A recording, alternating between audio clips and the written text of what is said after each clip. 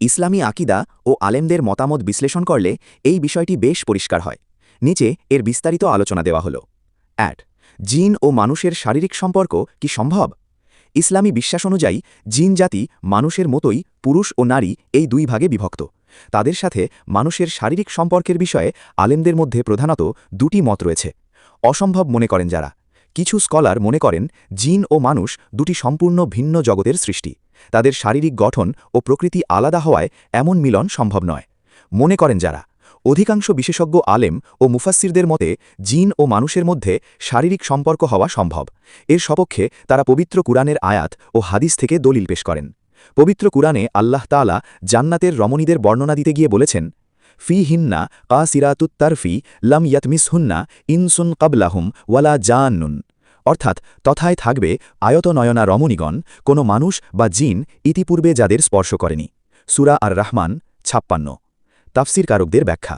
ইমাম বাগাভি, ইমাম খাজেন এবং ইমাম ইবনুল জৌজি রাহিমাহুল্লাহ এই আয়াতের ব্যাখ্যায় বলেছেন, এই আয়াত প্রমাণ করে যে মানুষের মতো জিনও সহবাস করতে সক্ষম। হাদিসের নির্দেশনা। রাসূলুল্লাহ সাল্লাল্লাহু আলাইহি ওয়াসাল্লাম স্ত্রী সহবাসের পূর্বে একটি বিশেষ দোয়া শিখিয়েছেন, আল্লাহুম্মা জান্নিবনিশ শাইতানা ওয়া জান্নিবিশ শাইতানা মা রাযাকতানা। বুখারী 5156। উলামায়ে কেরাম বলেন, এই দোয়ার শিক্ষা দেওয়া হয়েছে যাতে শয়তান বা জিন ওই মিলনে অংশ নিতে না পারে। শায়খ ইবনে উসাইমিন রাহিমাহুল্লার অভিমত। বিখ্যাত আলেম শায়খ ইবনে উসাইমিন রাহিমাহুল্লাহ তার লিকাউল বাবিল মাফতুহে বলেছেন, আলেমগণ বলেন যে এটি অর্থাৎ জিন মানুষের মিলন সম্ভব। কোনো পুরুষ জিন কোনো নারীর সাথে সহবাস করতে পারে এবং নারীটি তা অনুভবও করতে পারে। মিলন কিভাবে ঘটে? লক্ষণ ও অবস্থা। বাস্তব অভিজ্ঞতা ও রুকিয়া বিশেষজ্ঞদের মতে জিন সাধারণত দুইভাবে আক্রমণ করে। ক, ঘুমন্ত অবস্থায়। যদি কোনো জিন কোনো মানুষের প্রেমে পড়ে, যাকে জিন আশিক বলা হয়, তবে সে ঘুমের মধ্যে আসে। আক্রান্ত ব্যক্তি স্বপ্নদোষের মতো অনুভব করেন, কিন্তু এটি সাধারণ স্বপ্নের চেয়ে অনেক বেশি বাস্তব মনে হয়। রোগী অনেক সময় নড়াচড়া করতে পারেন না, অর্থাৎ বোবায় ধরা ভাব হয়, কিন্তু উপস্থিতি অনুভব করেন। খ, জাগ্রত অবস্থায়। কখনো কখনো রোগী জাগ্রত থাকা অবস্থাতেও এমনটি হতে পারে। তখন শরীর সাময়িকভাবে অবশ হয়ে যায়। মিলনের সময় যৌনাঙ্গে গরম বাতাসের মতো অনুভূতি হতে পারে।